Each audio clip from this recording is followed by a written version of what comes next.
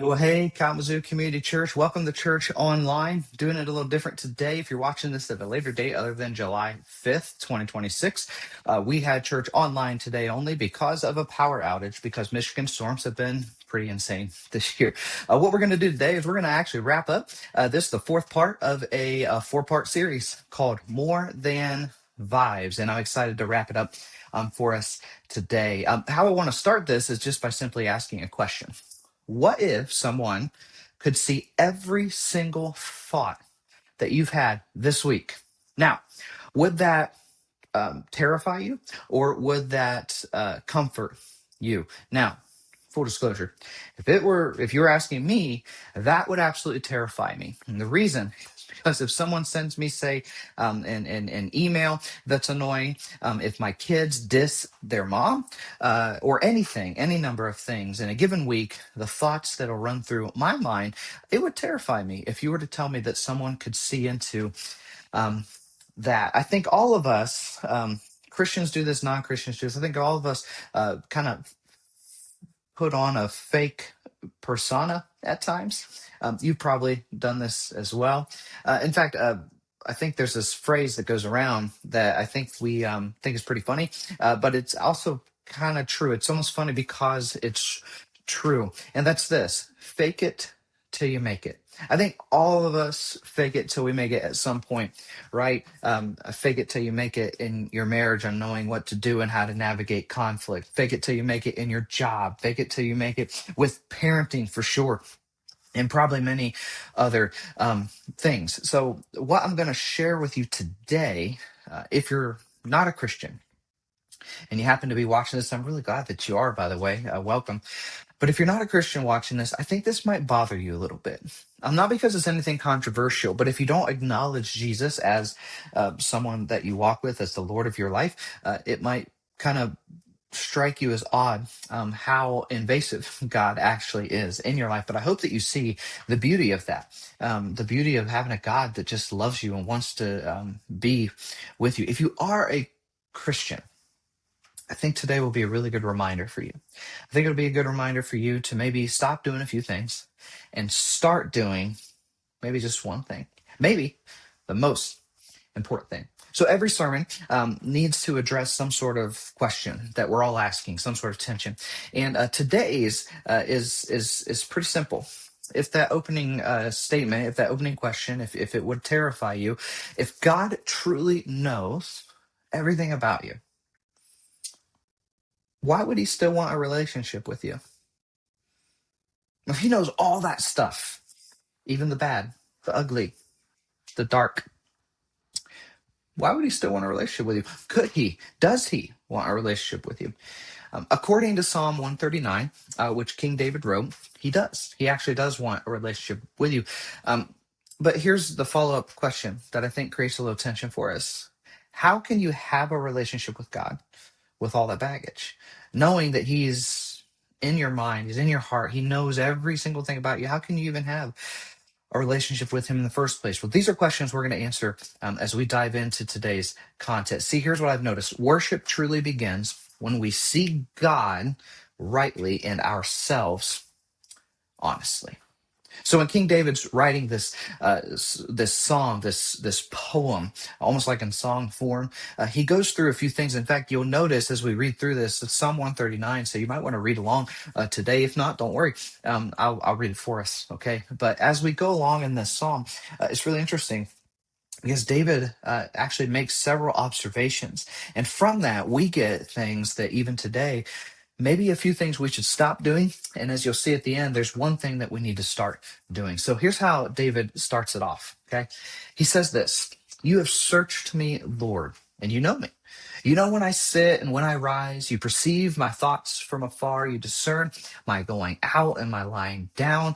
You are familiar with all my ways." So the word that he uses for searched, you've searched me, Lord, is this word shakar. It means to investigate. Now, David is actually telling God, he understands that God doesn't just casually know David. Like he doesn't just Google search David and go, oh, I know you. God actually intimately in depth knows David. It's not just a casual observation. And when we think about that with us, God doesn't just see you walking down the street and go, "Oh, I know him. I know her." No, he knows you intimately, deeply, like a detective would know somebody that they're investigating. That's how he knows you. In fact, the word used for know is yada. It means more than intellectual knowledge.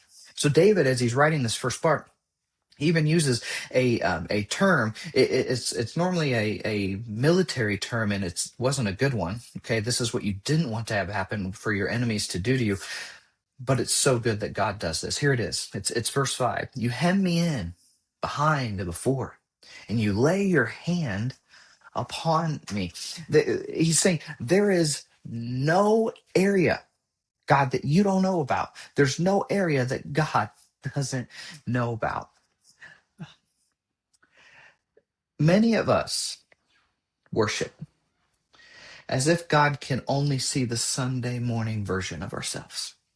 In fact, many of us worship thinking that God only ever sees the 1 hour between 10 and 11 where we're at church. He surely doesn't see the argument we had coming in, or the thought that we had when someone cut us off on the freeway, or the thought that we had or the thing that we posted before we came that wasn't very nice, right? But here's the thing about God. According to David, he sees the Monday morning anxiety. He sees the hidden temptations. He sees all of that. He sees the private victories, the secret fears. So I think the first thing that we need to learn, and there's a few things we need to stop doing. And I think the first thing that we need to stop doing is pretending. Stop pretending. This week, here's what I want you to do. This week, I want you to stop giving God the edited version of yourself and start giving him the real version of yourself.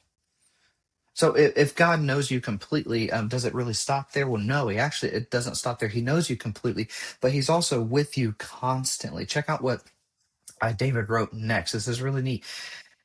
Where can I go from your spirit? Where can I flee from your presence? If I go up to the heavens, you are there. If I make my bed in the depths, you are there. David knew that God was always there. David even writes this in verse 10. Even there, he's talking all these places he's been. Even there, your hand will guide me. So the Apostle Paul, who wrote a lot of the New Testament, the Apostle Paul even was familiar with some of these Psalms, especially this one. And he actually quotes this Psalm in what David wrote next. Even in the darkness, the Apostle Paul quoted this in Romans. Even in the darkness will not be dark to you. The night will shine like the day, for darkness is as light to you. So the form of poetry here is called a merism. It's where you use two polar opposites to illustrate your point, saying the darkness will be as light to you. So an ancient thought, by the way, and some parents think this, right? My wife's dad used to say nothing good happens after 10 p.m. It's kind of the same way back then. Ancient thought saw darkness as a symbol for evil. Nothing good happened in the dark, but God still sees us clearly. Even when there's dark, the darkness is as light to him. And that's so amazing. See, many of us worship. Many of us worship when God only feels near. And again, this point isn't to make us feel bad, but many of us worship when God feels near. But David worships because God is near. Not because he felt it. And you guys know, we've talked about this throughout this series. You can go back and watch them. But David actually was hiding in caves most of the time before he became actually king. He was told he was going to be king, but then the current king didn't really know there was a transition plan or didn't want to believe there was, so started trying to kill King David. He was hiding in caves, fearing for his life. And even there, he knew God was near. David worships because God is, in fact, near to him, near to us. He doesn't worship when he feels like it. So if the first thing we should stop doing is stop pretending, the second thing we should stop doing is stop running. Instead of running from what God is doing in your life, lean into his presence in the middle of it. God views human life in an amazing way. In fact, how does he view human life? Well, what's next is this theological view that God has of human life. This is amazing what he writes next in this psalm. Here's what he says. It's like he made us intentionally, like it wasn't an accident, it was on purpose. Here's what he says. For you created my inmost being, David tells him. You knit me together in my mother's womb. So the word that he uses for knit means to acquire, create, form, possess. Every person is a craft creation. There's no mass production here, okay? God intentionally made every single one of us. David would write this, your eyes saw my unformed body. All the days that were ordained for me were written in your book before one of them came to be.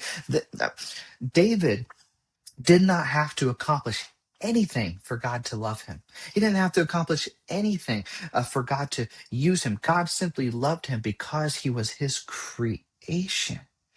And neither do we. We don't have to accomplish anything. We don't have to contribute to anything for God to love us. He loves us simply because he is our creation. In fact, this is one of the main reasons why many Christians are so adamant.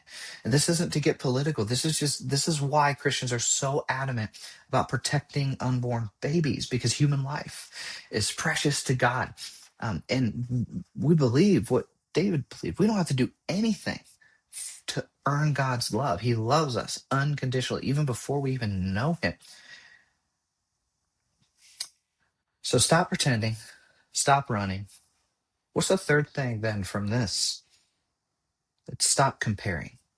Oftentimes we compare our accomplishments with the accomplishments of somebody else, and we think we're not contributing to God's kingdom as much as that person is. Stop comparing. In fact, stop defining yourself by what others think about you and start defining yourself by what God says about you. And with that, we now come to the fourth and final movement in this poem.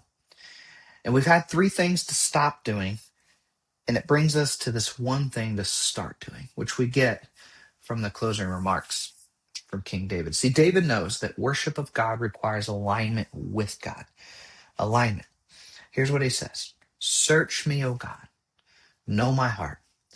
Test me. I've never actually asked God to test me. Test me and know my anxious thoughts. See if there is any offensive way in me and lead me in the way everlasting. To align with God's eternal purposes requires one thing, according to David. And that one thing was surrender. How many of us align ourselves with God's purposes outside of a Sunday morning?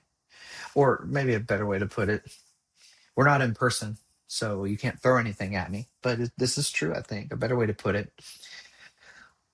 How many of us align ourselves with God's purposes, or we think we align ourselves with God's purposes outside of Sunday morning? How many times do we fool ourselves in thinking that we're aligning ourselves with the purpose of God?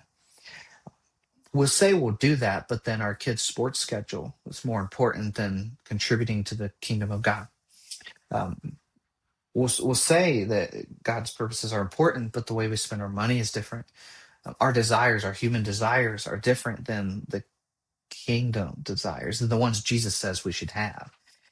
Maybe we say we want to do that, but our spouse and we just aren't seeing eye to eye, and we don't really look for God's purposes in that. Maybe it's a bad boss, and it's really hard to align with God's purposes in the midst of that pressure. I get it. I think the thing we ought to start doing, if we're going to stop pretending, stop running, and stop comparing, I think the one thing that David's very clear that we should start doing is start surrendering. So where does this lead you? Here's what I've come to find out from this message, or from this Psalm 139. Worship isn't complete until it changes us. Just because we show up doesn't mean worship is actually complete. Worship might be happening, but it's not complete until it changes us. And the only way that it can change us is if we surrender to God. David was used by God in amazing ways because he allowed himself to be changed. It changed him inside out, and it allowed him to do amazing things. See, surrender happens when I stop asking God to change everybody else, and I start asking him to change me. So here's what I think you should do. There's a couple things I think you should do. Start praying for God to change your heart. That's the first thing. Another thing I've thought about, surrender is agreeing with God about He already knows. So here's another thing that you can do. Ask yourself, where am I disobeying God? Stop it. Surrender also means trusting God's leadership. So here's a question. And if we were in person, I would ask you the same question. What is the last thing that God clearly told you that you still haven't done? Maybe this week for you to start surrendering to God is to start surrendering yourself to doing the first step, taking the first step towards what He's asked you to do. Another observation I made is surrender means releasing control. So here's a question for you, okay? What are you still trying to control that God has already promised to take care of? We do that often, don't we?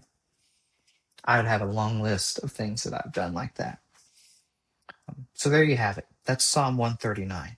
Um, One thing that I know is that we've had a lot of people in our church that have decided they wanted to get baptized lately. A lot of people hear these kinds of sermons. They hear about David's faith and they want a faith like that. They hear about a God that sees them and loves them unconditionally, and they want to be seen and to be loved unconditionally. They want to contribute to the mission of God, which is to take the good news of Jesus to all the world. And for some of us, we haven't done that yet. Um, there's been some people wanting to get baptized again, so we're going to have baptisms next week on the 12th. I hope that if you've been wanting to get baptized, I would hope that you would let us know and maybe join them. We're planning to be outdoors, so you can get baptized outside on our beautiful lawn with our amphitheater.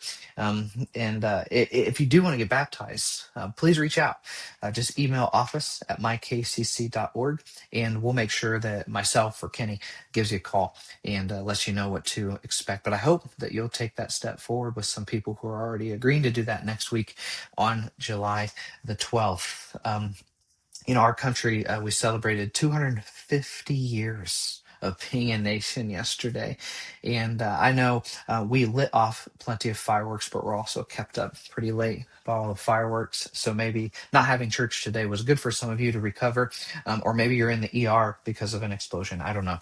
But anyways, thank you for being a part of our church. We're glad to be here in our nation and to be able to celebrate and to be able to do this kind of thing freely um, without really any repercussions. So I'm grateful to live here, and I hope that you are as well. And I look forward to seeing you next week. So just to recap, stop pretending, stop running, stop comparing. And what should you start doing? Start surrendering. Can you imagine? Can you imagine what it would look like for us to actually live that way? For us to surrender and just follow God's lead. I hope that as you read through Psalm 139 this week, maybe in your group, if you're still meeting throughout the summer, or just in your family, or even this afternoon, I hope that you would see just the beauty in serving a God and following a God who knows you and knows every part of you, the good, the bad, and the downright ugly, and He still is coming after you. So we'll see you next week for the start of a brand new series. And until then, stay safe and enjoy your week.